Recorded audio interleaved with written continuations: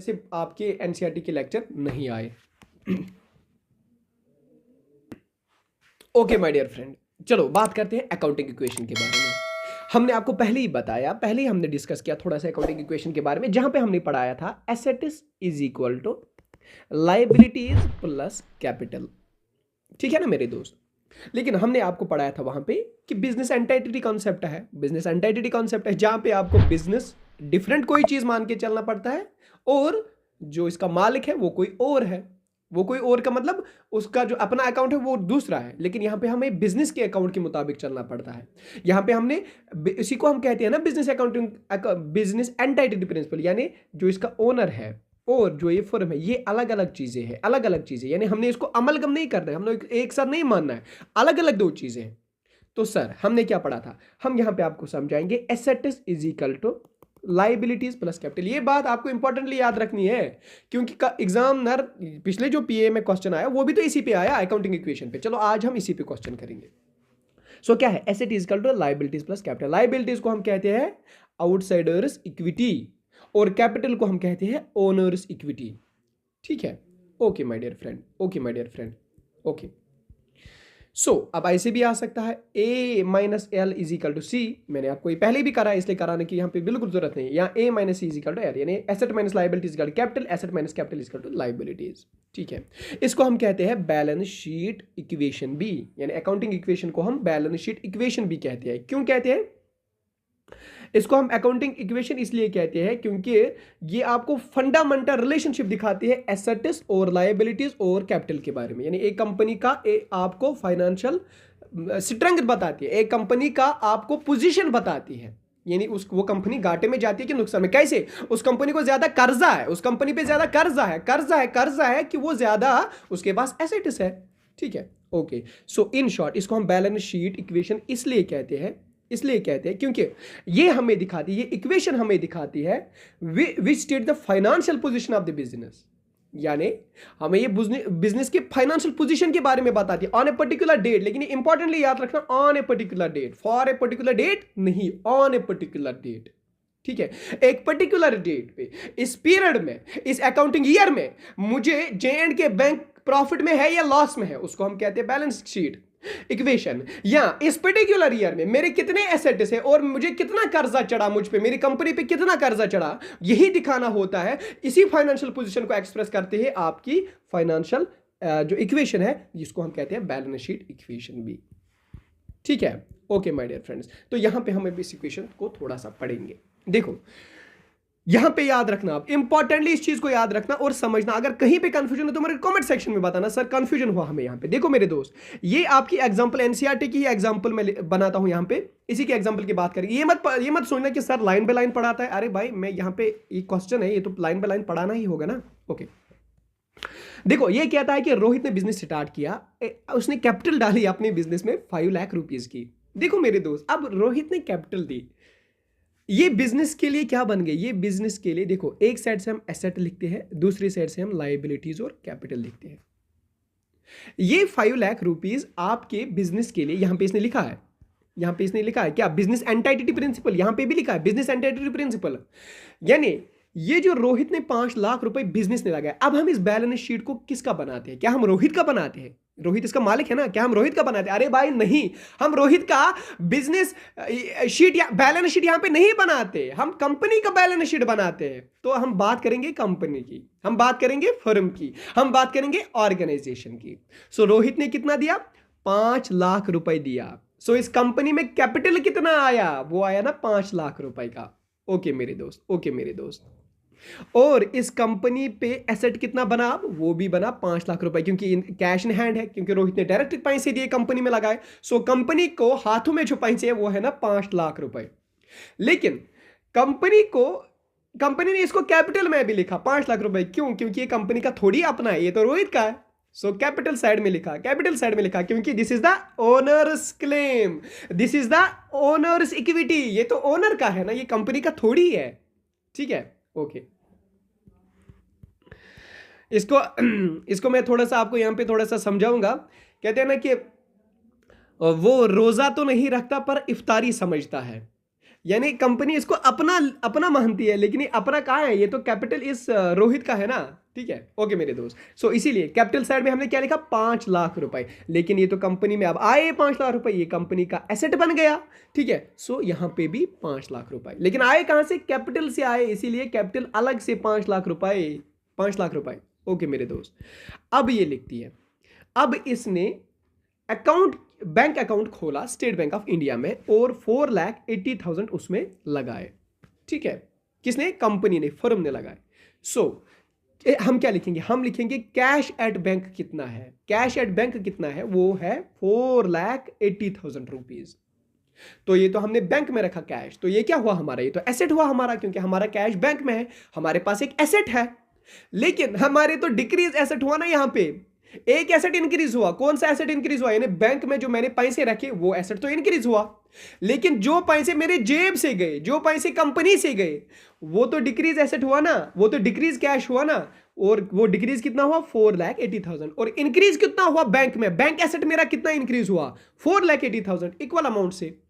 ठीक है, ये बात भी याद रख लेना। ओके मेरे दोस्त, अब ये फर्नीचर खरीदता है 60,000 में, लेकिन चक दे देता है, चक देता है, चक देता है, इसी दिन चक देता है। तो इसका मतलब क्या हुआ, इसका मतलब ये हुआ कि मुझे 60,000 का फर्नीचर आया एज एन एसेट, यानी मेरी कंपनी में 60,000 का फर्नीचर एज एन एसेट रहा। लेकिन मेरे जेब से इन द फॉर्म ऑफ चक पैसे चले गए ना, 60,000 चले गए ना। ठीक है, तो 60,000 पैसे चले गए, तो वो क्या हुआ, डिक्रीज इन एसेट। किस अकाउंट से, वो किस एसेट से वो डिक्रीज हुए, वो तो इस एसेट से हुए ना जो मैंने 4,80,000 बैंक में रखे थे, उसी बैंक से मैंने 60,000 यहां से निकाले ना, क्योंकि चक मैंने दिया ना 60,000 का, तो वो तो पैसे किससे निकले, वो तो इस बैंक अकाउंट से निकले, यानी 4,80,000 की से निकले ना। अब ये कितना रहा, ये रहा 4,20,000, क्योंकि 60,000 तो यहां से एज ए चक निकली ना। ठीक है, लेकिन मेरा एसेट फिर से बढ़ गया, फिर से मेरा एसेट बढ़ गया। कौन, इसका एसेट को हम कहेंगे फर्नीचर वाला एसेट। ये 60,000 का फर्नीचर वाला एसेट अब मुझे बढ़ गया। ठीक है मेरे दोस्त, अब क्या कहता है, अब कहता है कि प्लांट और मशीनरी भी हमने लाई बिजनेस के लिए 1,25,000 रुपए में। ठीक है, 1,25,000 में plant and machinery business for 1,25,000 and advance of rupees 10,000 in cash, sorry Kashmiri निकलता है मुझसे, 10,000 in cash is paid to mister Ramji Lal. ठीक है, ये यहां पे कहता है कि मैंने 1,25,000 में अब प्लांट एंड मशीनरी खरीदी, तो ये क्या बन गया, ये तो मेरा एसेट बन गया 1,25,000 का। और लेकिन इसने क्या बोला, is in cash is paid to M S Ramji Lal, यानी मैंने रामजी लाल को बस सिर्फ 10,000 रुपए दिए थे एडवांस में, 10,000 रुपए दिए एडवांस में। ठीक है, और रामजी लाल को कितना दिया मैंने, 10,000 रुपए एडवांस में दिया। लेकिन आप मेरे दोस्त, आप मुझे यहां पे बताइए, क्या इसने ये जो प्लांट एंड मशीनरी जो इसने यहां पे 1,25,000 में लिए, क्या इसने बोला कि मैंने ये कैश में लिया कि क्रेडिट में लिया, ये तो इसने मेंशन ही नहीं किया। ये बात इसने मेंशन ही नहीं की कि मैंने ये कैश में। देखो अगर ये ऐसे लिखा होता, bought machinery and plant for the business for ₹1,25,000 from Ramji Lal in cash या ऑन क्रेडिट, लेकिन ये तो इसने लिखा ही नहीं, इन कैश और ऑन क्रेडिट। अरे अब तो बच्चे फंसेंगे, अब तो कंफ्यूज होंगे। इसी वजह से मेरे जो पिछले स्टूडेंट थे पीए में, वो एक क्वेश्चन गलत करके आए थे, क्योंकि उस टाइम में बताना भूल गया था। और यहां पे हम अपने स्टूडेंट्स को बताएंगे, अपने स्टूडेंट्स को बताएंगे। देखो देखो देखो, यहां पे क्या इंपॉर्टेंटली आपको याद रखना है, याद क्या चीज रखना है। देखो मेरे दोस्त, अगर आपको एग्जाम में क्वेश्चन ऐसे आता है, ऐसे आता है क्वेश्चन, परचेज गुड फॉर ₹12,000, जरा आप मुझे बताओ क्या ये उधार हुआ कि ये कैश हुआ। ठीक है, अगर ऐसा लिखा होगा परचेज गुड फॉर ₹1200, तो आप मान के चलना आपने उसको पैसे दिए in the form of cash. ठीक है ना मेरे दोस्त, लेकिन अगर ऐसा आया purchase good for ₹1200 from Arun से, तो मेरे दोस्त आप मुझे बताओ, इसमें तो अभी भी नहीं लिखा है, इसमें तो अभी भी नहीं लिखा है फॉर कैश, या इसमें अभी भी नहीं लिखा ऑन क्रेडिट, लेकिन ये तो नाम आया ना फ्रॉम अरुण। जब ऐसे ही लिखा होगा परचेज गुड्स फॉर रुपीज इतना फ्रॉम अरुण, अगर ऐसे लिखा होगा तो आप बिल्कुल समझ लेना कि ये क्रेडिट है। तो ये क्रेडिट, क्योंकि अगर क्वेश्चन ने मेंशन नहीं किया होगा कि इसने ये कैश में लिए ये चीज, कि इसने ये उधार पे लिए ये चीज, लेकिन इस कंपनी का नाम लिख डाला, इस कंपनी का नाम लिख डाला, इस इंसान का नाम लिख डाला, या इस शॉपकीपर का नाम लिख डाला, तो आप समझना कि ये क्रेडिट हुआ, क्योंकि शॉपकीपर का नाम, it is an personal account. ये क्या है? ये पर्सनल अकाउंट। अगर इसने नहीं लिखा होगा कि क्या ये कैश फॉर्म में मैंने पैसे दिए या मैंने उधार पे चीजें लिए, लेकिन इसने सिर्फ नाम लिखा है कंपनी का, क्योंकि ये पर्सनल अकाउंट है, इसीलिए हम समझेंगे कि it is on the credit basis, क्योंकि हमने ये क्रेडिट में लिया, तो यहां पे हम समझेंगे कि ये क्रेडिट में हमने लिया, ठीक है। लेकिन अगर ऐसे हुआ, अगर ऐसे हुआ मेरे दोस्त, purchase goods for 12,000 from Arun in cash, Arun से मैंने कैश में लिया, यानी अरुण भी है कैश भी है, सो ये तो सिंपल है, मैंने कैश में लिया। अगर ऐसे हुआ, purchase goods for 1200 from Arun in on credit, on credit, तो ये तो क्रेडिट हुआ, ये तो यहीं पे डिसाइड, ये तो यहीं पे बोलता है कि ये क्रेडिट है, तो क्रेडिट है।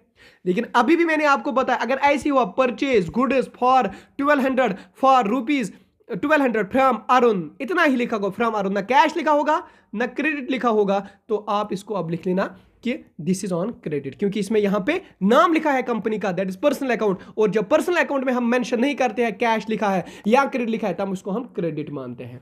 सो मेरे दोस्त, यहां पे भी क्या लिखा है, यहां पे ये लिखता है कि मैंने प्लांट और मशीनरी लाई 1,25,000 में रामजीलाल से, इसने ये मेंशन नहीं किया कि मैंने उसको कैश दिया कि नहीं दिया, सो हम इसको मान के चलेंगे दिस इज क्रेडिट, इसने ये उधार पे ये चीजें लाई। लेकिन साथ ही में लिखता है कि मैंने 10,000 रुपए इसको एडवांस में दिए थे, 10,000 रुपए मैंने इसको एडवांस में लिए थे, तो कितना बचेगा? आप 1,25,000 में 10,000 काटो, तो इसका जो उधार रहेगा, उसका जो लाइबिलिटी अब बनेगी वो रहेगी 1,15,000, 1,15,000, ठीक है ना मेरे दोस्त? ओके।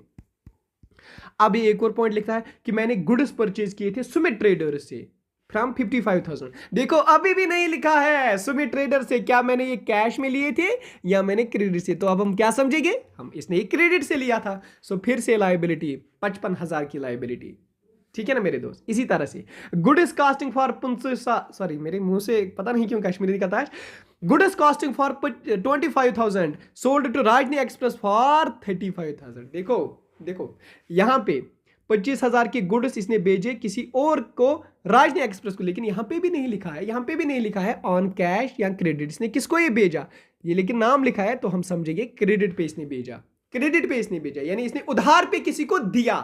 अब तक तो ये उधार से लेता था, लेकिन जब इसने अब चीजें भेजी ना, इसने उधार पे दिया, यानी 25,000 की चीजें 35,000 में बेचे, यानी 10,000 का प्रॉफिट आया, 10,000 का प्रॉफिट आया यहां पे, ठीक है।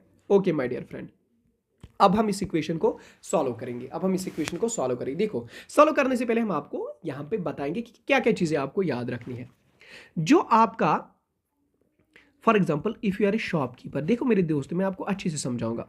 If you are a shopkeeper, ये एक आदमी है, ये इस शॉपकीपर, एरो पे ध्यान रखना, ये इस शॉपकीपर से चीजें लेता है, यानी गुड लेता है, लेकिन पैसे बिल्कुल भी नहीं लेता है, उधार पे लेता है। कहां से? शॉपकीपर ने दिए इस चीज को गुड, इस आदमी को गुड, लेकिन उधार पे दिया, ठीक है मेरे दोस्त। तो ये नफर है ना, ये नफर जो मैंने यहां पे बनाया, ये इस शॉपकीपर के लिए क्या बनता है? एज ए, इनको हम कहते हैं डेटर, ये तो अब डेटर बन गया, ठीक है, ये इंसान इस शॉपकीपर के लिए डेटर बन गया। अगर इसी के साथ बहुत सारे हैं जिसने शॉपकीपर को वज़ुम दिया है, उधार दिया है, तो इन सब को हम मिला के बोलेंगे सनड्राई डेटर्स, SUNDRYDEBTOR, सनड्राई डेटर्स, यानी इन सब को मिला के कल को जब अकाउंट बनाएगा तो ये बनाएगा इन सब को मिला के एक ही अकाउंट, सनड्राई डेटर्स, यानी कितने लोग ऐसे जिनको मैंने वज़ुम दिया था, जिनको मैंने उधार दिया था, उनको हम बोलेंगे सनड्राई डेटर्स, ठीक है मेरे दोस्त। लेकिन अब ये भी किस्सा है, इस शॉपकीपर ने होलसेलर से तो कभी ना कभी लिया होगा ना कोई माल, होलसेलर से लिया होगा ना, तो होलसेलर ने इसको क्रेडिट दिया होगा, होलसेलर ने इसको दिया होगा माल, ठीक है। तो कितने होलसेलर्स थे जिसने मुझे माल दिया था उधार पे, यानी इस शॉपकीपर को माल दिया था उधार पे, वो तो हम कहेंगे सनड्राई क्रेडिटर, यानी ये दुकानदार इसका कर्जदार, और इस दुकान को ये सारे कर्जदार है, ठीक है ना मेरे दोस्त। ये दुकानदार अब अपना अकाउंट जब बनाएगा तो इनको लिखेगा सनड्राई डेटर, यानी मेरे कितने डेटर्स है, यानी जो मुझे पैसे देंगे कल को, यानी जिनको मैंने उधार दिया था, ये लिखेगा उनको सनड्राई डेटर्स। और दूसरी बात, मैंने कितनों से उधार लिया खुद, ठीक है, मैं भी तो दूध का दुला नहीं हूं ना, मैं भी तो उधार लिया है ना मैंने भी होलसेलर से, तो मैं उनको लिखूंगा सनड्राई क्रेडिटर मेरे कितने हैं। लेकिन ये जो आपको यहां पे दिखता है ना, ये सनड्राई डेबिटर्स, ये तो बन जाएगा ना एसेट इस शॉपकीपर के लिए, एसेट तो बन जाएगा ना, एसेट तो बन जाएगा ऑब्वियसली, क्योंकि पैसे तो आएंगे ना कल, ये मेरे एसेट है, ये तो एसेट है। लेकिन मुझे मैं जितनों को देने हैं पैसे, यानी मुझे जितनों को देने हैं पैसे, मुझे तो कर्ज है ना उन लोगों का, तो वो तो मेरी लाइबिलिटी रहेगी ना, तो ये मुझे मेरी लाइबिलिटी रहेगी ना, ये होलसेलर मेरा लाइबिलिटी रहेगा ना, so that will be my liability. So sundry creditor is my liability, लेकिन sundry debtor is my asset. ठीक है मेरे दोस्त, ओके। अब यहीं पे हम देखेंगे, देखो यहां पे हम पहले बात करेंगे आउटसाइडर्स क्लेम। अब इसने सॉल्व किया है इक्वेशन को, आउटसाइडर्स क्लेम या क्रेडिटर्स क्लेम, यानी जो कल को मेरे क्लेम करेगा वो कितना है, वो है 1,70,000। कैसे मेरे दोस्त, देखो इसको हम सम अप करेंगे। देखो एक तो इसने चीजें ली थी ना सुमी ट्रेडर से उधार पे 55,000 के, ठीक है, इसको याद रख लेना, 55,000 55,000 एक तो ये बात। दूसरा, इसने यहां पे लिया था ना, यहां पे प्लांट एंड मशीनरी 1,15,000 का, एक लिया तो 1,25,000 का, लेकिन 10,000 पहले से ही एडवांस दिया था। सो 1,25,000 का लिया था, 10,000 पहले से एडवांस में दिया था, सो 1,15,000 का कितना हुआ, 1,15,000 प्लस 55,000, ये तो हुआ ना 1,70,000। ये तो है ना मुझे कर्जा लोगों का, सो ये तो है ना आउटसाइडर्स क्लेम 1,70,000, है ना, ठीक। ओके मेरे दोस्त, अब कैपिटल, लेकिन अब तो यहां पे फंस गए। यहां पे आप बोलेंगे ना सर हमने तो पहले जब पढ़ा था इस क्वेश्चन में, हमने तो रोहित साहब ने सिर्फ 5 लाख की कैपिटल लगाई थी ना, लेकिन अब यहां पे ये 5 लाख 10,000 दिखाता है। सर ये तो धोखा हो हमारे साथ, हमारी एनसीईआरटी गलत लिखती है। अरे मेरे दोस्त एनसीईआरटी गलत नहीं लिखती है, ये 10,000 इसको प्रॉफिट आया है।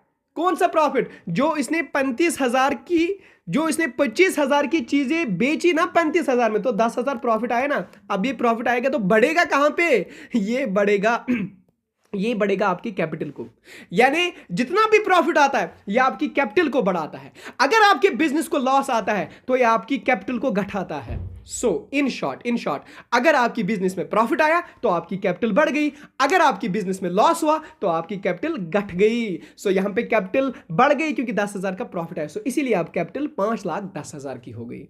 ठीक है ना मेरे दोस्त, ये तो हुआ लाइबिलिटीज एंड कैपिटल। एक साइड से ये होता है और इक्वेशन में दूसरे साइड से होता है एसेट। ठीक है ना, देखो एसेट क्या है, जो आपने 10,000 यहां पे एज ए प्रॉफिट लिए वो तो है आपका कैश, वो भी एसेट बन गया। ठीक है, बैंक में कितना है, बैंक में अब 4,20,000 ही है। देखो पहले तो बैंक में हमने रखे थे ना 4,80,000, लेकिन उसी टाइम मैंने चेक दिया ना 60,000 रुपये, जिससे मैंने कुछ फर्नीचर लाया। ठीक है, तो वो बन गया था 4,20,000। ठीक है ना मेरे दोस्त। सो अब मेरे पास बैंक में कितना है, 4,20,000। डेटर्स कितने हैं, यानी जो मुझे देंगे कल को पैसे, वो तो है ना 35,000, जो मैंने यहां पे उधार पे दिए थे उसको 35,000 की चीजें बेची थी, वो देगा ना मुझे कल, ये भी तो मेरा एसेट है। मैंने आपको बताया अभी डेटर्स मेरे एसेट्स होते हैं। इसी तरह से स्टॉक अब मेरे पास, यहां पे आप कंफ्यूज होंगे मेरे दोस्त, सर स्टॉक क्या चीज है, यहां पे तो कोई मेंशन ही नहीं था। देखो मेरे दोस्त आपने कितने का यहां पे माल खरीदा था, 55,000 रुपए का, लेकिन बेचा कितने का, 25,000 रुपए का बेचा, तो बाकी कितना रहा, बाकी तो 30,000 का रहा ना। माल कितना खरीदा था, 55,000 का खरीदा था ना, लेकिन बेचा सिर्फ कितना, बेचा सिर्फ 25,000 का, लेकिन पीछे कितना रह गया, that is called closing stock, या that is called left over. वो लेफ्ट ओवर तो 30,000 का स्टॉक है ना, वो भी तो मेरा एसेट है ना, मैं कल उनको बेच के पैसे ला सकता हूं। सो ये एसेट कितना, ये स्टॉक मेरा 30,000 का, ये भी तो मेरे एसेट में ही आएगा। ठीक है ना मेरे दोस्त, और फर्नीचर मैंने 60,000 का लाया था, ये भी तो मेरा एसेट रहेगा। प्लांट एंड मशीनरी 1,25,000 की मैंने लाई थी, ये भी तो मेरा एसेट ही रहेगा। ठीक है ना मेरे दोस्त। So total in short total कितना रहा, टोटल यहां पे रहा, अगर हम इनको टोटल करेंगे तो 6,80,000, अगर हम इनको टोटल करेंगे तो 6,80,000, मसला खत्म। इक्वेशन को एक ही तरफ से सॉल्व करो, ये वाली इक्वेशन खुद ब खुद सॉल्व। ये क्वेश्चन आपके PA एग्जाम में आया था। मेरे दोस्त मैं बहुत थक गया हूं क्योंकि बीमार हूं, इसीलिए आपको लेक्चर्स नहीं आ रहे थे। फिर से एक बार माफ़ी चाहता हूँ कि लेक्चर्स नहीं आए थे क्योंकि मैं बीमार हूँ। आप भी दुआ कीजिए कि मैं जल्दी से जल्दी ठीक होकर आपको सारे पोर्शंस फिर से नए से पढ़ाऊँ और जल्दी से जल्दी आपका सिलेबस कंप्लीट करूँ। My dear friends, bye.